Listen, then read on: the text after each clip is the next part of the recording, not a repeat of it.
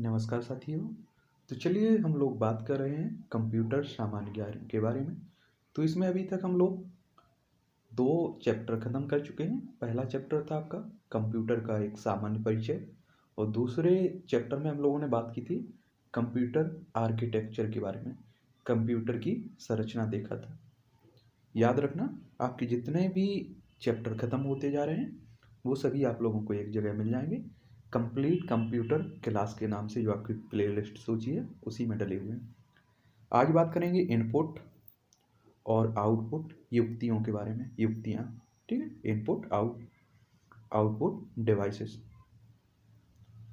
फिर से बोल देता हूँ कि जितना हम लोगों को चैप्टर ख़त्म करना है, 13-14 आपके जो चैप्टर हैं, एक ख़त्म होने के बाद मॉक टेस्ट लगाने के बाद आपको कहीं भटकने की ज़रूरत नहीं पड़ेगी कंप्यूटर सामान्य ज्ञान के लिए। जिस भी परीक्षा में कंप्यूटर सामान्य ज्ञान का महत्व है उन सभी क्वेश्चन को आप सॉल्व कर पाएंगे बहुत अच्छे से, ठीक है।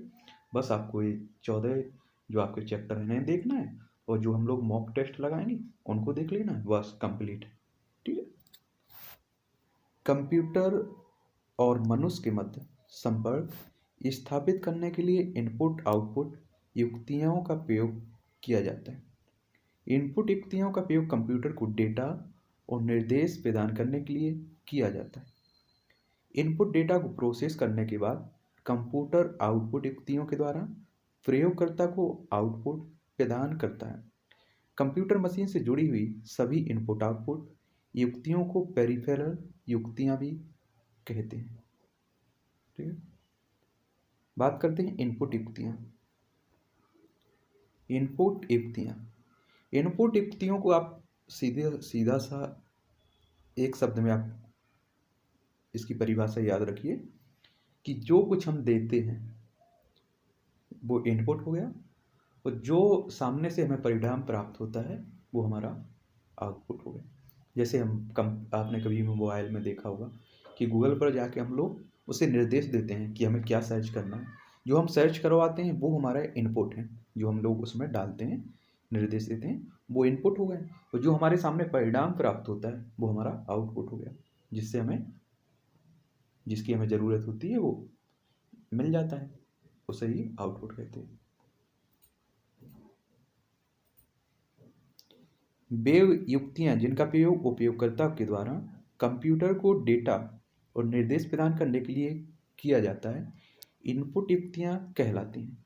इनपुट युक्तियां उपयोगकर्ता से इनपुट लेने के बाद इसे मशीनी भाषा में परिवर्तित करती हैं। इस परिवर्तित मशीनी भाषा को सीपीयू के पास भेज देती हैं।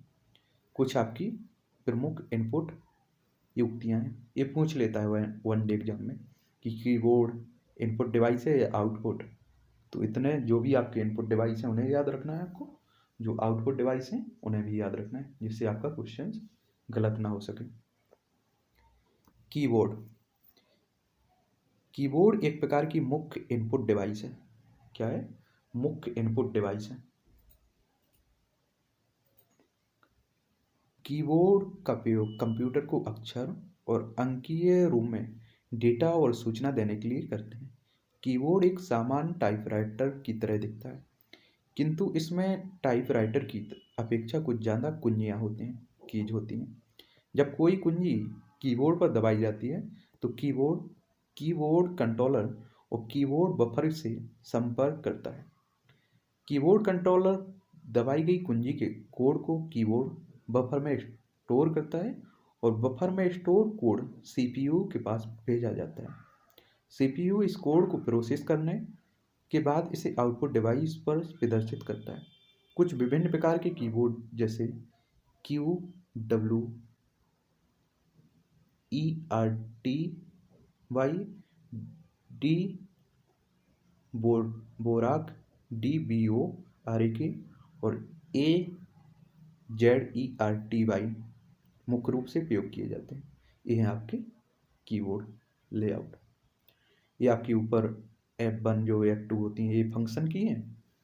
ये आपका अल्फा न्यूमेरिकल मैरिक की हैं ये सभी, और ये आपकी कर्सर कंट्रोल की हैं, और ये आपकी नंबरिक कीबोर्ड है, कीपैड है। ठीक है।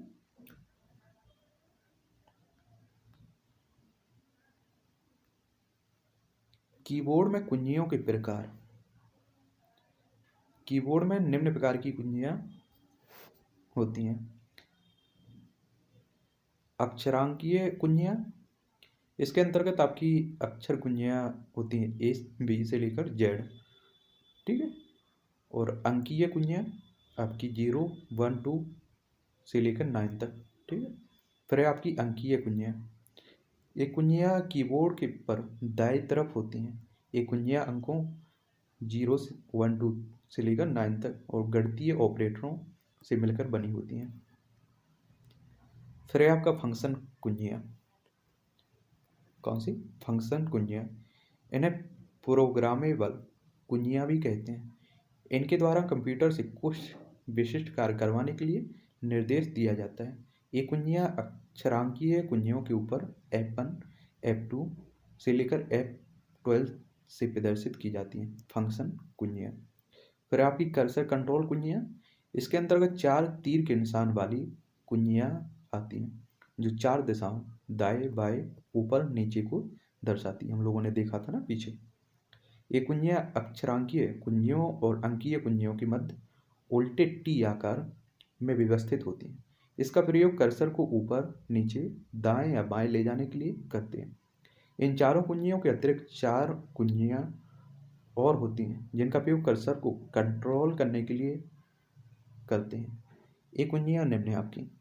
होम। क्या है? होम। इसका प्रयोग लाइन के प्रारंभ में या डॉक्यूमेंट के प्रारंभ में कर्सर को वापस भेजने के लिए करते हैं। एंड। इसका प्रयोग कर्सर को लाइन के अंत में भेजने के लिए करते हैं। Page up. जब इस कुंजी को दबाया जाता है तो एक पेज का व्यू एक पेज ऊपर हो जाता है। कर्सर पिछले पेज पर चला जाता है। Page down. जब ये कुंजी दबाई जाती है तो पेज का व्यू एक पेज नीचे हो जाता है और कर्सर अगले पेज पर चला जाता है। कीबोर्ड की अन्य कुंजियां। ये कुछ अन्य कुंजियां निम्नलिखित हैं, जैसे कंट्रोल कुंजियां, कंट्रोल की CTRL। ये कुंजियां अन्य कुंजियों के साथ मिलकर किसी विशेष कार्य को करने के लिए प्रयोग की जाती हैं, जैसे Ctrl+S डॉक्यूमेंट को सुरक्षित करने के लिए प्रयोग करते हैं, सेव करने के लिए। इंटर कुंजी, इसे कीबोर्ड की मुख्य कुंजी भी कहते हैं। इसका प्रयोग उपयोगकर्ता द्वारा टाइप किए गए निर्देश को कंप्यूटर को भेजने के लिए किया जाता है।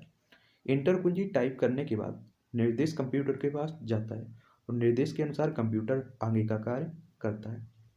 फिर है आपकी शिफ्ट कुंजी।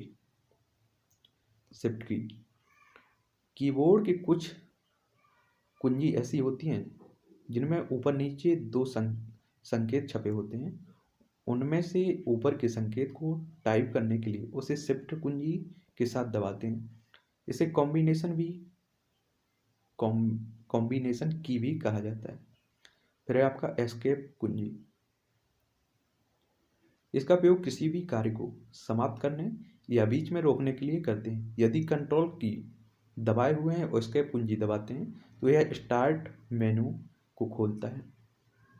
फिर है आपका बैक स्पेस कुंजी। इसका प्रयोग टाइप किए गए डेटा या सूचना को समाप्त करने के लिए करते हैं। यह डेटा को दाएं से बाएं दिशा की ओर समाप्त करता है। फिर है आपका डिलीट कुंजी।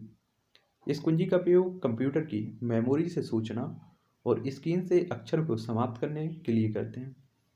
किंतु यदि इसे शिफ्ट की के साथ दबाते हैं तो चुनी हुई फाइल कंप्यूटर की मेमोरी से स्थायी रूप से समाप्त हो जाती है। फिर है आपका कैप्स लॉक कुंजी। इसका प्रयोग वर्णमाला को बड़े अक्षरों में टाइप करने के लिए करते हैं। जब ये की सक्रिय होती हैं तो बड़े अक्षर में टाइप होता है। यदि ये कुंजी निष्क्रिय होती हैं तो ये छोटे अक्षर स्मॉल लेटर में टाइप होता है।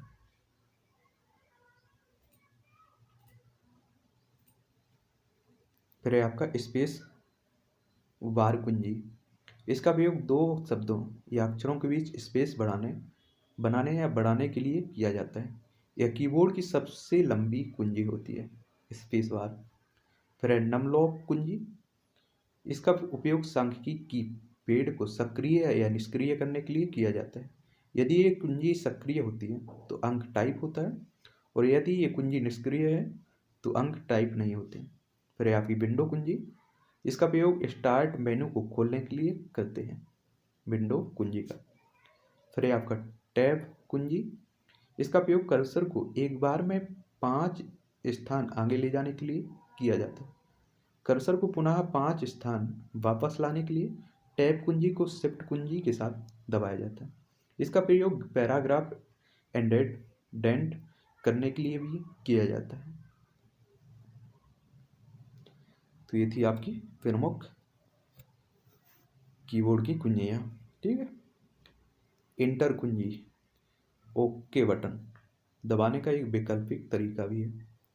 शिफ्ट कुंजी, इस कुंजी को दूसरी कुंजियों के साथ प्रयोग किया जाता है, इसलिए इसे संयोजन कुंजी भी कहते हैं। कैप्स लॉक और नम लॉक को टॉगल कुंजी कहते हैं, क्योंकि जब ये दबाए जाते हैं तो इनकी अवस्थाएं परिवर्तित होती रहती हैं। QWERTY कीबोर्ड में कुल 104 कुंजी होती हैं। कितनी? 104। साधारण भाषा में कहें तो 104 बटन होते हैं आपके। ठीक। फिर बात करते हैं पॉइंटिंग युक्तियाँ। पॉइंटिंग डिवाइसेस का प्रयोग मॉनिटर की स्क्रीन पर कर्सर या पॉइंटर को एक स्थान से दूसरे स्थान पर ले जाने के लिए किया जाता है। कुछ मुख्य रूप से प्रयोग में आने वाले पॉइंटिंग युक्तियाँ जैसे mouse, trackball, joystick, light pen और टच स्क्रीन आदि हैं। ये सभी आपकी इनपुट डिवाइस हैं, याद रखना है, पूछ लेता है। Mouse, trackball, joystick, light pen, touch screen. तो बात करते हैं सबसे पहले हम लोग माउस के बारे में। कंप्यूटर में सबसे ज़्यादा प्रयोग करते हैं हम लोग तो माउस का करते हैं। माउस एक प्रकार का पॉइंटिंग युक्ति है। इसका प्रयोग कर्सर टेक्स्ट में आपकी पोजीशन दर्शाने वाला ब्लिंकिंग पॉइंट या पॉइंटर को एक स्थान से दूसरे स्थान पर ले जाने के लिए करते हैं। इसके अतिरिक्त माउस का प्रयोग कंप्यूटर में ग्राफिक्स की सहायता से कंप्यूटर को निर्देश देने के लिए करते हैं। इसका आविष्कार 1963 में, किसका? माउस का आविष्कार 1963 में स्टैनफोर्ड रिसर्च सेंटर डगलस जी एंगल वर्ट ने किया था। तो अब आपसे वनडे एग्जाम में कैसे पूछ लेता है कि माउस का आविष्कार किसने किया था, या पूछ ले कब हुआ था, तो आपको याद रखना है 1963। कहाँ हुआ था? Stanford research centre Douglas C Engelbart ने किया था। इस नाम को याद रखना है। इसमें सामान्यतः 2 या 3 बटन होते हैं। इस बटन को बायां बटन और एक बटन को दायां बटन कहते हैं। दोनों बटनों के बीच एक स्क्रॉल व्हील होता है, जिसका प्रयोग किसी फाइल में ऊपर या नीचे के पेज पर कर्सर को ले जाने के लिए करते हैं। ये आपका वायर माउस है, वो वायरलेस, जिसमें वायर ना हो उसे हम लोग वायरलेस कहते हैं, मतलब वायर रहित। ये वायरस माउस है। माउस आपके सामान्यतः 3 प्रकार के होते हैं: wireless mouse, mechanical mouse, optical mouse. Mouse के 4 प्रमुख कार्य हैं: क्लिक या लेफ्ट क्लिक, यह स्क्रीन पर किसी एक ऑब्जेक्ट को चुनता है। डबल क्लिक, इसका प्रयोग एक डॉक्यूमेंट या प्रोग्राम को खोलने के लिए करते हैं। दायां क्लिक, यह स्क्रीन पर आदेशों की एक सूची दिखाता है। दायां क्लिक का प्रयोग किसी चुने हुए ऑब्जेक्ट के गुण को एक्सेस करने के लिए करते हैं। ड्रैग और ड्रॉप, इसका प्रयोग किसी ऑब्जेक्ट को स्क्रीन पर एक स्थान से दूसरे स्थान पर ले जाने के लिए करते हैं। ये आपका ट्रैक बॉल। ट्रैक बॉल एक प्रकार की पॉइंटिंग युक्ति है। दिख रहा है आपको? ये आपका ट्रैक बॉल, जिसे माउस की तरह प्रयोग किया जाता है। इसमें एक बॉल ऊपरी सतह पर होती है इसका प्रयोग कर्सर के मूवमेंट को कंट्रोल करने के लिए किया जाता है। इसका प्रयोग निम्नलिखित कार्यों में किया जाता है। CAD वर्क स्टेशनों, CAM वर्क स्टेशनों में, कंप्यूटर वर्क स्टेशनों में, जैसे कि air traffic control room, radar controls आदि में, जहाज पर सोनार तंत्र में इसका प्रयोग किया जाता है। अब आपका लिखित में पूछ ले अगर कि ट्रैक बॉल किसे कहते हैं, तो आपको परिभाषा दे देनी है और इनके कार्य लिख देना है। ठीक है, तो इससे आपका ऑब्जेक्टिव क्वेश्चंस भी हो गए और आपके लिखित में भी अगर कहीं आ जाता है दोनों सॉल्व हो जाएंगे। ठीक, और जितने ऑब्जेक्टिव क्वेश्चन हम लोग मॉक टेस्ट में देखेंगे वो आपकी वन डे एग्जाम के लिए बहुत महत्वपूर्ण रहेंगे, क्योंकि लगभग उन्हीं से पूछ लेता है आपको। फिर आप बात करते हैं जॉयस्टिक। ये है आपका जॉयस्टिक, एक प्रकार की पॉइंटिंग युक्ति होती है जो सभी दिशाओं की मूव करती है और कर्सर के मूवमेंट को कंट्रोल करती है। जॉयस्टिक का प्रयोग flight simulator, computer gaming, CAD या CAM सिस्टम में किया जाता है। इसमें एक हैंडल लगा होता है जिसकी सहायता से कर्सर के मूवमेंट को कंट्रोल करते हैं। जॉयस्टिक और माउस दोनों ही एक तरह से कार्य करते हैं, किंतु दोनों में अंतर है कि कर्सर का मूवमेंट माउस के मूवमेंट पर निर्भर करता है, जबकि जॉयस्टिक में पॉइंटर लगातार अपने पिछले पॉइंटिंग दिशा की ओर मूव करता रहता है और उसे जॉयस्टिक की सहायता से कंट्रोल किया जाता है। आप लोगों ने देखा होगा खिलौने वाली वो GCB आती है ना, या हम लोगों ने कोई गेम खेलने जाते थे तो वहाँ देखा होगा इस हैंडल तरह का रहता है, इसी से घुमाया जाता है उसे। ये आपका है प्रकाशीय कलम, लाइट पेन। प्रकाशीय कलम एक हाथ से चलाने वाली इलेक्ट्रो ऑप्टिकल पॉइंटिंग युक्ति है जिसका प्रयोग ड्राइंग्स बनाने के लिए, ग्राफिक्स बनाने के लिए और मेन्यू चुनाव के लिए करते हैं। पेन में छोटी ट्यूब के अंदर एक फोटो सेल होता है। यह इस पेन स्क्रीन के पास जाकर प्रकाश को सेंस करता है, उसके बाद पल्स उत्पन्न करता है। इसका प्रयोग मुख्य रूप से पर्सनल डिजिटल असिस्टेंट में करते हैं। इसका प्रयोग स्क्रीन पर किसी विशिष्ट स्थिति को पहचानने के लिए करते हैं। यदि यह स्क्रीन के किसी रिक्त स्थान पर रखा जाता है तो यह किसी भी प्रकार की सूचना नहीं देता है। ये आपका है लाइट पेन। ये आपकी सभी इनपुट डिवाइस हैं। ठीक है, फिर है आपका टच स्क्रीन। टच स्क्रीन एक प्रकार की इनपुट युक्ति है जो उपयोगकर्ताओं से तब इनपुट लेता है जब उपयोगकर्ता अपनी अंगुलियों को कंप्यूटर स्क्रीन पर रखता है। टच स्क्रीन का प्रयोग सामान्यतः निम्न अनुप्रयोगों में किया जाता है: ATM में, एयरलाइन आरक्षण, बैंक में, सुपरमार्केट और मोबाइल में। आपने देखा होगा ये तो आजकल इसके बिना तो कुछ चल ही नहीं रहा है, क्योंकि आपका मोबाइल है। मुझे लगता है हर किसी के पास अब एंड्रॉयड फ़ोन पहुंच गया होगा, क्योंकि बड़ी तेज़ी से घर में चाहे खाने के लिए कुछ ना हो लेकिन व्यक्ति एंड्रॉयड फ़ोन ज़रूर चलाएगा। ये अपना नियम बन चुका है। क्या बात। चलिए आगे हम लोग बात करते हैं डिजिटाइजर्स और ग्राफिक टैबलेट। ये है आपका ग्राफिक टैबलेट। ग्राफिक टैबलेट के पास एक विशेष कमांड होती है जो ड्राइंग, फोटो आदि को डिजिटल सिग्नल्स में परिवर्तित करता है। यह कलाकार को हाथ में से इमेज, ग्राफिक इमेज बनाने की अनुमति प्रदान करता है।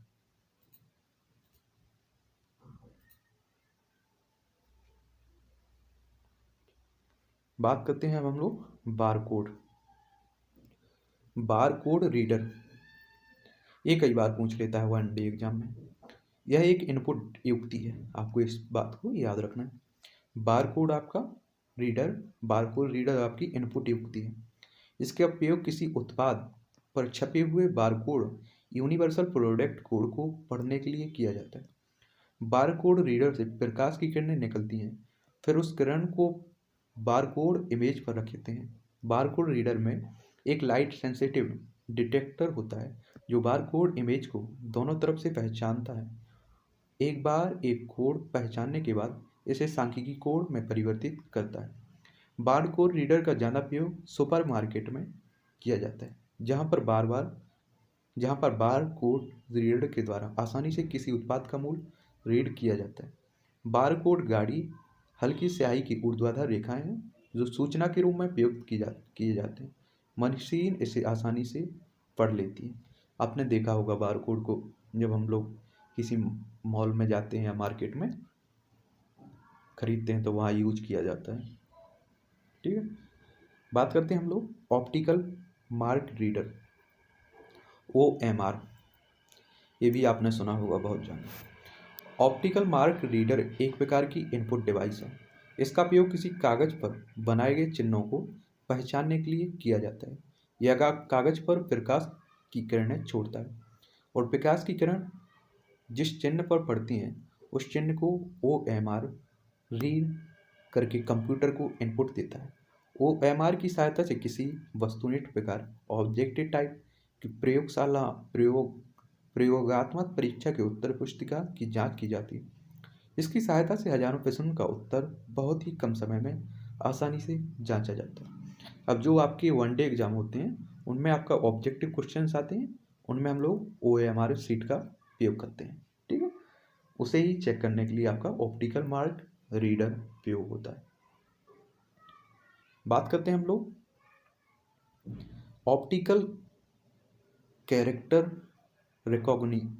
रिकॉग्निशन।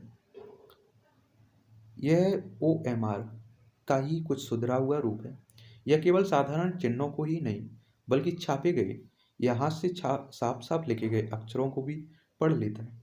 यह प्रकाश स्रोत की सहायता से कैरेक्टर की शेप को पहचान लेता है। इस तकनीक को ऑप्टिकल कैरेक्टर रिकॉग्निशन कहा जाता है। इसका उपयोग पुराने दस्तावेजों को पढ़ने में किया जाता है। इसका प्रयोग कई अनुप्रयोगों जैसे कि टेलीफोन, इलेक्ट्रिसिटी बिल, बीमा प्रीमियम आदि को पढ़ने में किया जाता है। OCR की अक्षरों को पढ़ने की गति 1500 से 3000 कैरेक्टर प्रति सेकंड होती है। ठीक है, फिर है आपका magnetic ink character reader, MICR। सूचनाओं का मैट्रिक्स के रूप में उनके आकार का परीक्षण करता है, उसके बाद उसे रीड करता है और रीड करने के बाद सूचनाओं को कंप्यूटर में भेजता है। सूचनाओं में कैरेक्टर एक विशेष इंक से छपे होते हैं जिसमें आयरन कण होते हैं और उन कणों को मैग्नेटाइज किया जा सकता है। इस प्रकार की स्याही को चुंबकीय स्याही कहा जाता है।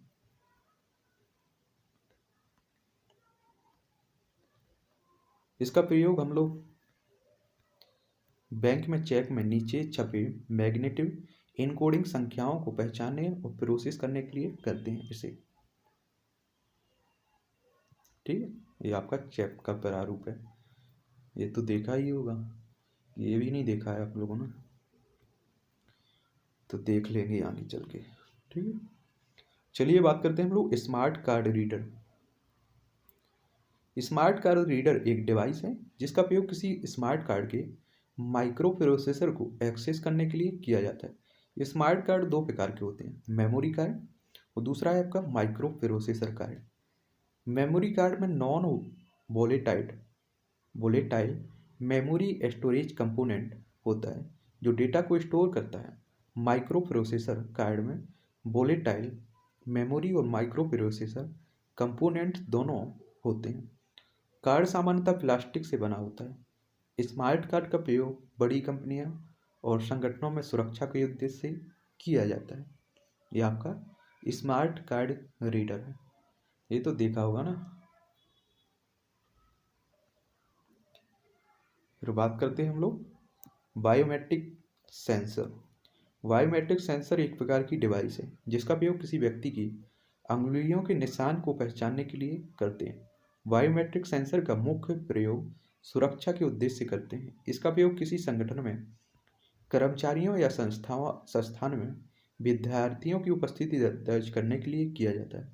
बायोमेट्रिक बहुत पूर्वक एक दक्षतापूर्वक कार्य करता है, इसलिए इसका उपयोग सुरक्षा के उद्देश्य से करते हैं।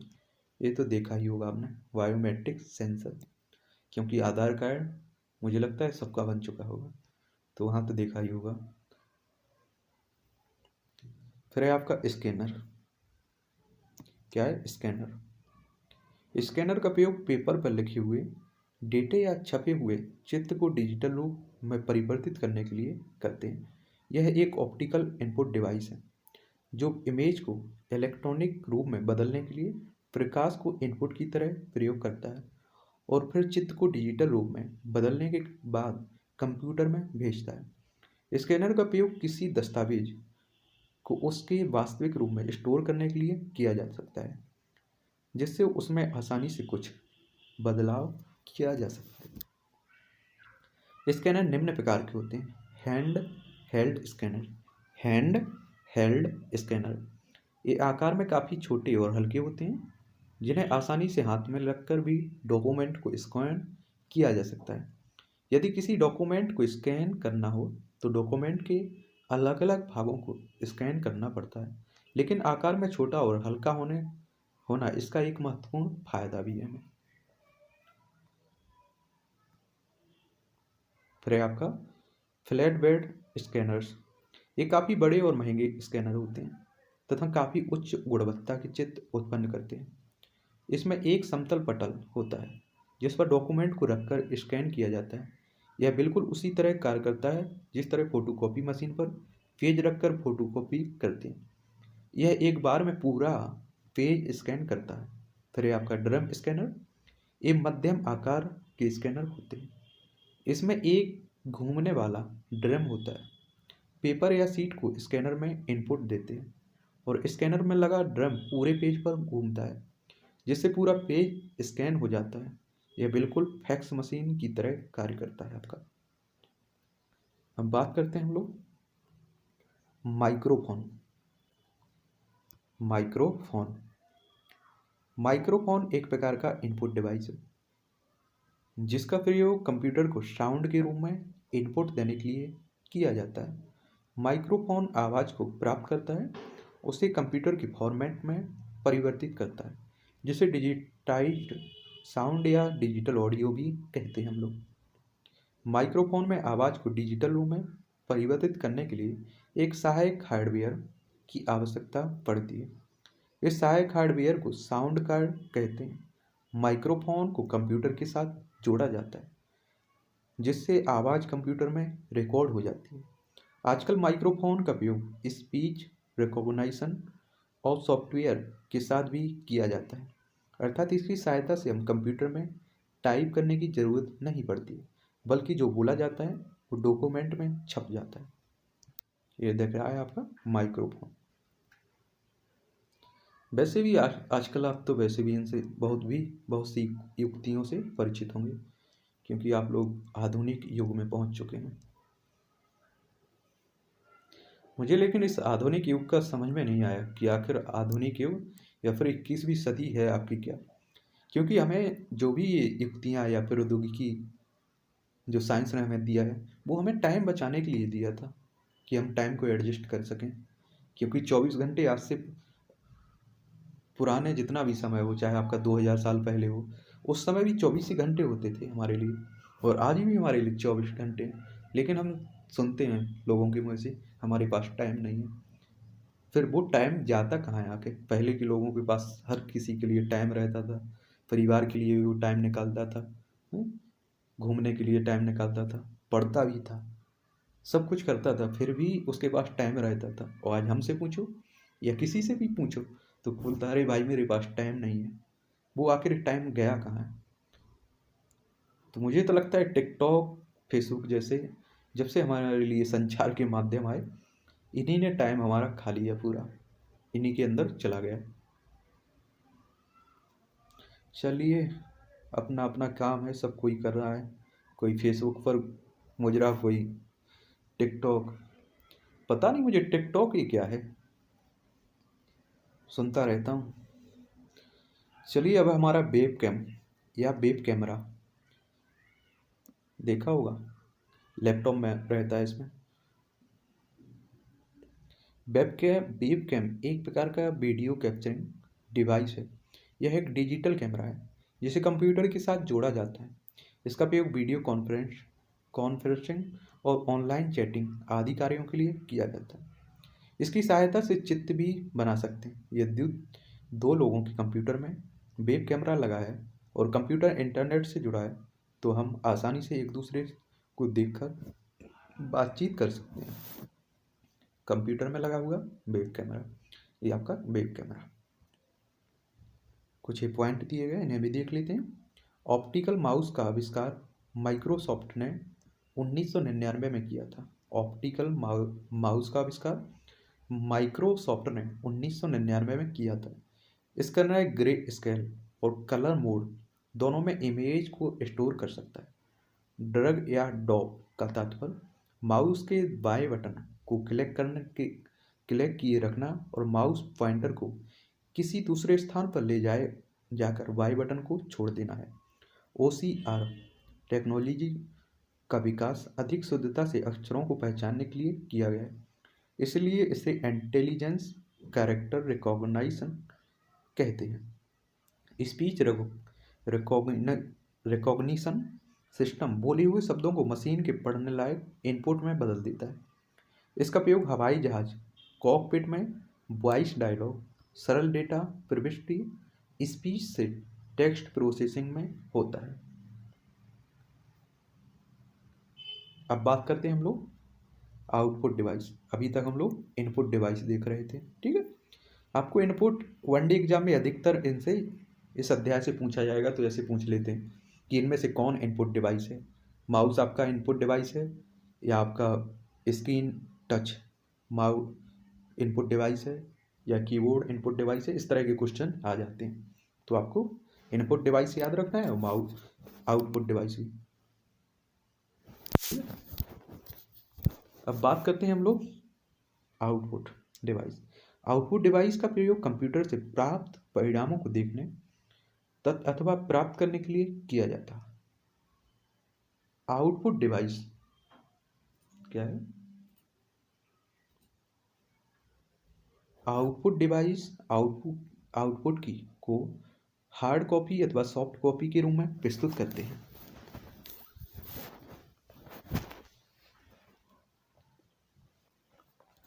आउटपुट को हार्ड कॉपी या सॉफ्ट कॉपी के रूप में प्रस्तुत करते हैं।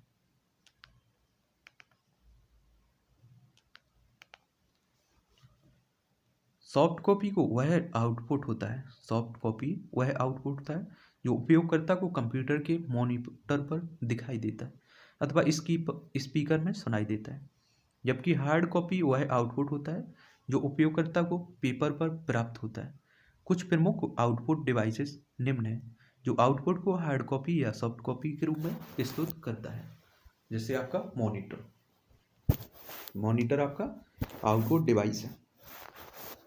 मॉनिटर को विजुअल डिस्प्ले डिवाइस भी कहते हैं।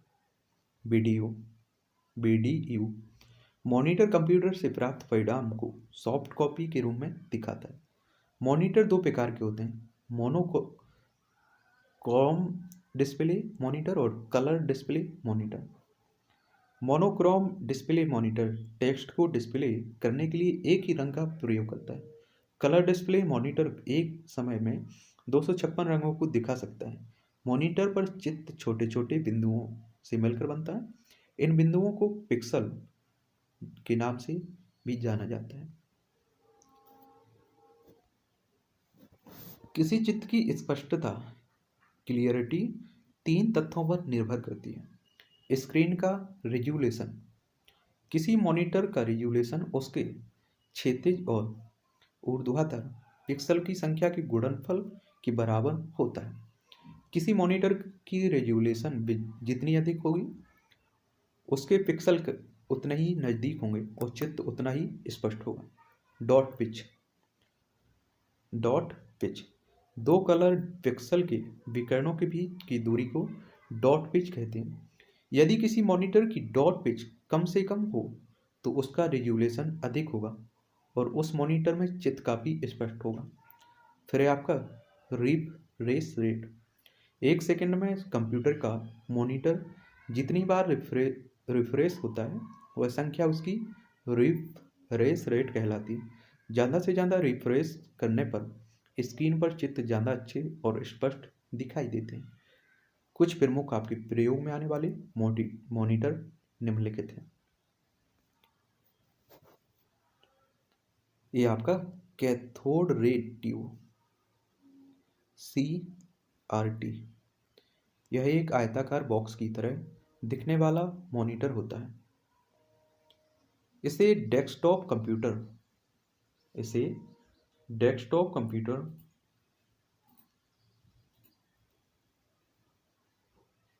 के साथ आउटपुट देखने के लिए प्रयोग करते हैं। यह आकार में बड़ा तथा भारी होता है। इसकी स्क्रीन में पीछे की तरह फॉस्फोरस की एक परत लगाई जाती है। इसमें एक इलेक्ट्रॉन गन होती है। CRT में एनालॉग डेटा को इलेक्ट्रॉन गन के द्वारा मॉनिटर की स्क्रीन पर भेजा जाता है। इलेक्ट्रॉन गन एनालॉग डेटा को इलेक्ट्रॉन्स में परिवर्तित करता है तथा इलेक्ट्रॉन ऊर्ध्वाधर तथा क्षैतिज प्लेट के बीच में होते हुए फॉस्फोरस स्क्रीन पर टकराती है। इलेक्ट्रॉन स्क्रीन पर जिस जगह टकराती है उस जगह का फॉस्फोरस चमकने लगता है और चित्र दिखाई देने लगता है। फिर आपका LCD, liquid crystal display, LCD। सबसे पहले तो इसका फुल फॉर्म ही पूछ लेते हैं वनडे एग्जाम में अधिकतर। फिर LCD एक प्रकार की अधिक प्रयोग में आने वाली आउटपुट डिवाइस है।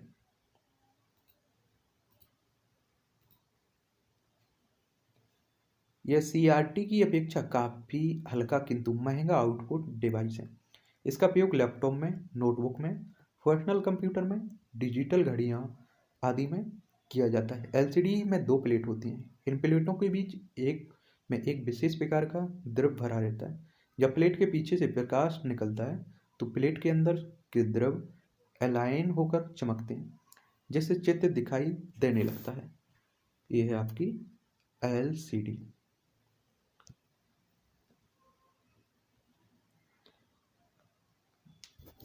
अब बात करते हैं LED, लिक्विड या लाइट इमिटेड डियोड।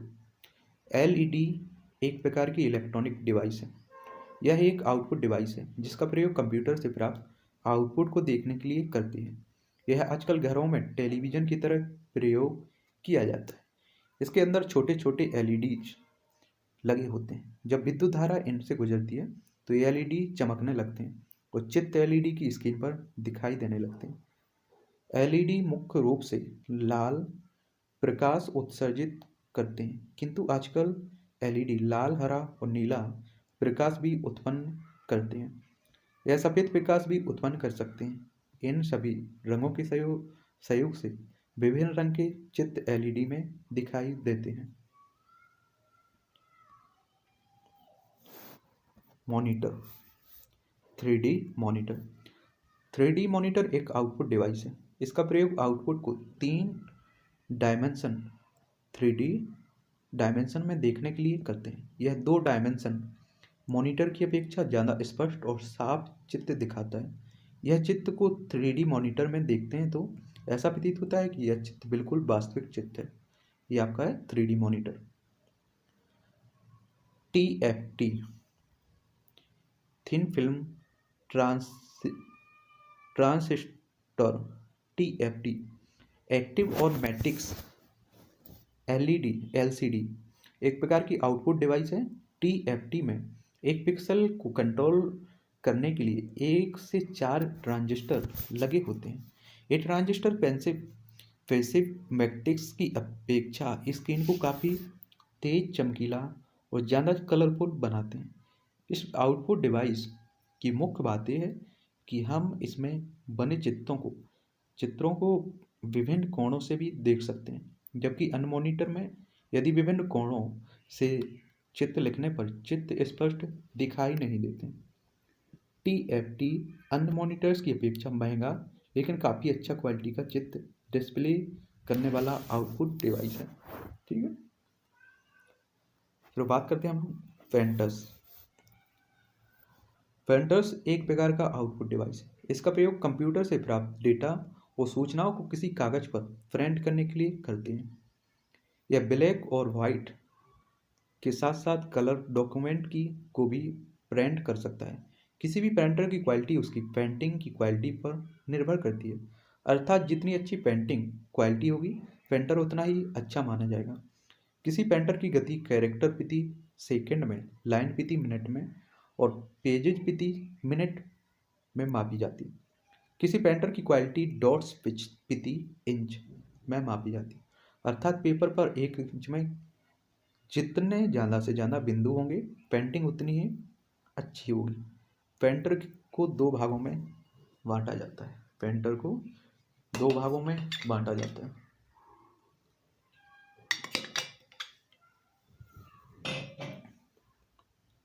पहला है आपका इम्पैक्ट पेंटर, दूसरा है नॉन इम्पैक्ट पेंटर। पहला है आपका इम्पैक्ट पेंटर। यह पेंटर टाइपराइटर की तरह कार्य करता है। इसमें अक्षर छापने के लिए छोटे छोटे पेन या हैम्बर्स होते हैं। इन पेनों पर अक्षर बने होते हैं। ये पेन स्याही से लगे हुए रिबन और उसके बाद पेपर पर प्रहार करते हैं, जिससे अक्षर पेपर पर छप जाते हैं। इम्पैक्ट पेंटर एक बार में एक कैरेक्टर या एक लाइन प्रिंट कर सकता है। इस प्रकार के पेंटर ज़्यादा अच्छी क्वालिटी की पेंटिंग नहीं करते। ये पेंटर दूसरे पेंटर्स की तुलना में सस्ते होते हैं और पेंटिंग के दौरान आवाज़ अधिक करते हैं, इसलिए इनका उपयोग कम होता है।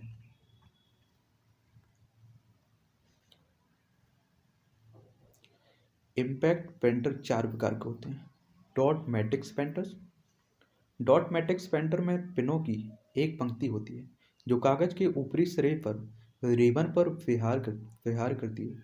जब पिन रिबन पर प्रहार करते हैं तो डॉट्स का एक समूह एक मैट्रिक के रूप में कागज पर पड़ता है, जिससे अक्षर या चित्र छप जाते हैं। इस प्रकार के पेंटर को पिन पेंटर भी कहते हैं। डॉट मैट्रिक्स पेंटर एक बार में एक ही कैरेक्टर पेंट करता है।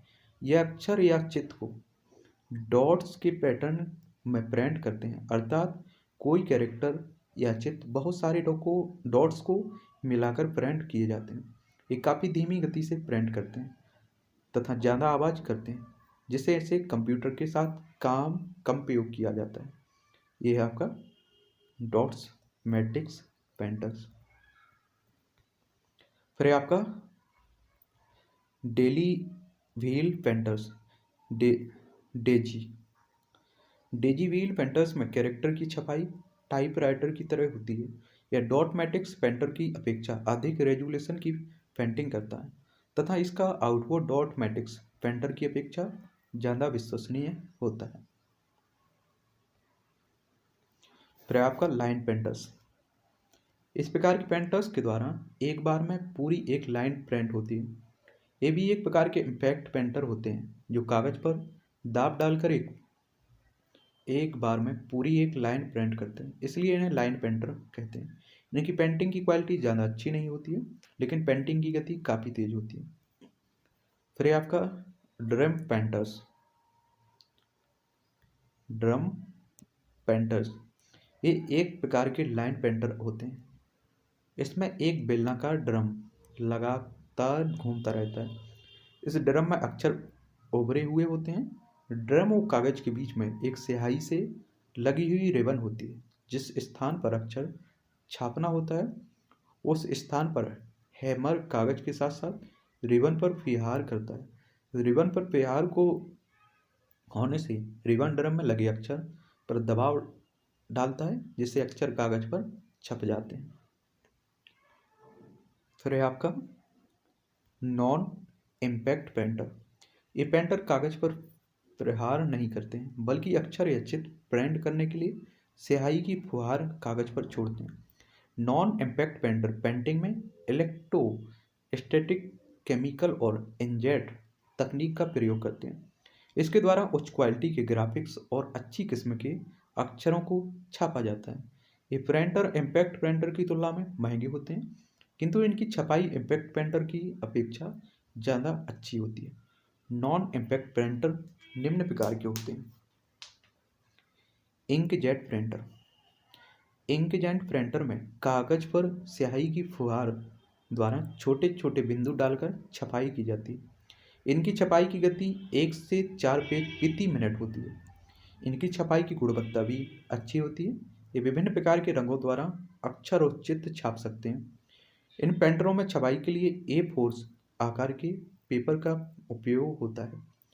इंकजेट प्रिंटर में रिबन के स्थान पर गीली स्याही से भरा हुआ कार्ट्रिज लगाया जाता है। यह कार्ट्रिज एक जोड़े के रूप में होता है। एक में काली स्याही भरी जाती है और दूसरे में मेजेंटा, पीली और सियान रंग की स्याही भरी जाती है। कार्ट्रिज की इस पेंटर का हेड होता है जो कागज पर स्याही की फुहार छोड़कर छपाई करता है। इंकजेट पेंटर को फ्रेया समांतर पोर्ट के माध्यम से कंप्यूटर में जोड़ा जाता है। वैसे आजकल USB पोर्ट वाले इंकजेट पेंटर का प्रयोग किया जाता है। इसमें रोज 1 या 2 पेज पेंट करना चाहिए, जिससे इसका कार्ट्रिज गोला रहता है और बेकार नहीं होता है। ये आपका इंकजेट प्रिंटर।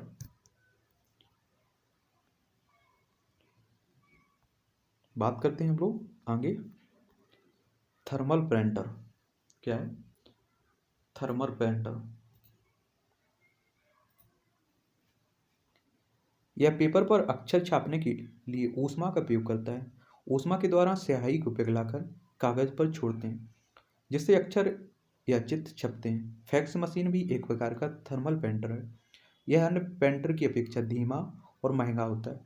इसमें प्रयोग करने के लिए एक विशेष प्रकार की पेपर की जरूरत पड़ती है, जो केमिकली ट्रीटेड पेपर होता है। फिर आपका लेजर प्रिंटर।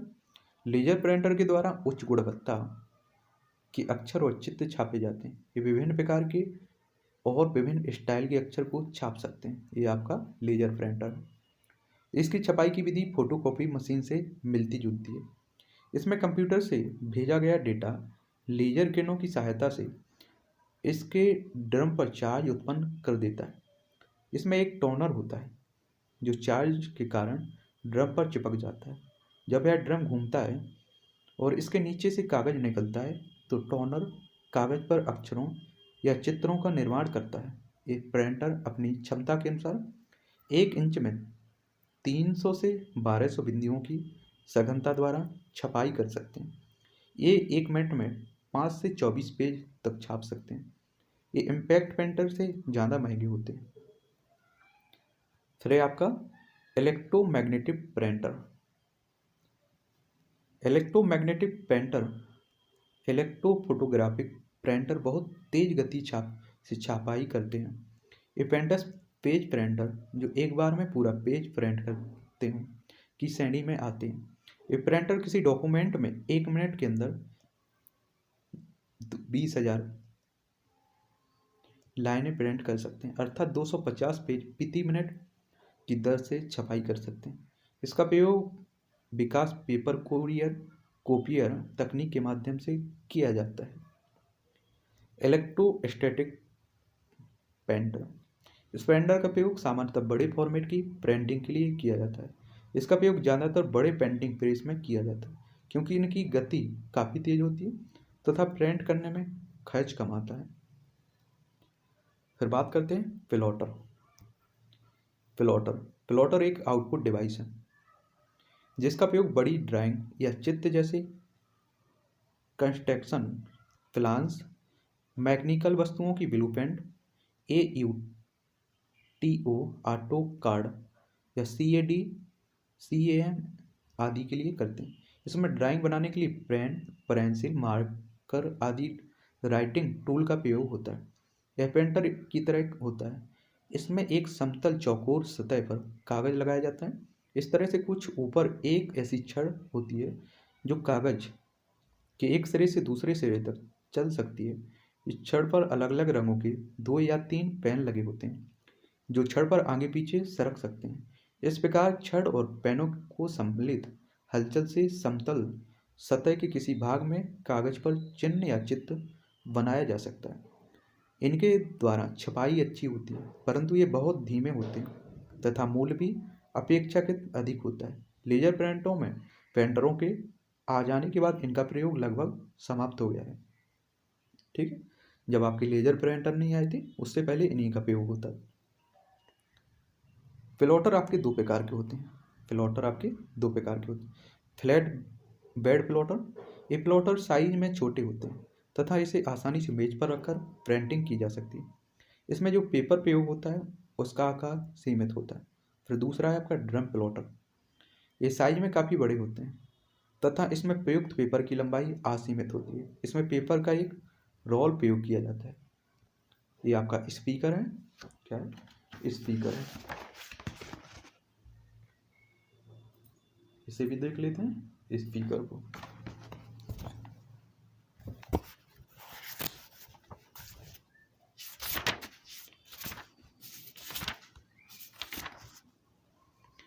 यह एक प्रकार की आउटपुट डिवाइस है जो कंप्यूटर से प्राप्त आउटपुट को आवाज़ के रूप में सुनाती है या कंप्यूटर से डेटा विद्युत धारा के रूप में प्राप्त होता है।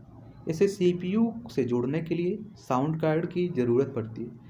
यही साउंड कार्ड साउंड उत्पन्न करते हैं। इसका प्रयोग गाने सुनने में, संवाद आदि में करते हैं। कंप्यूटर स्पीकर वह स्पीकर होता है जो कंप्यूटर में आंतरिक या बाह्य रूप से लगा होता है। ठीक है, आगे बात करते हैं हम लोग हेडफोन्स।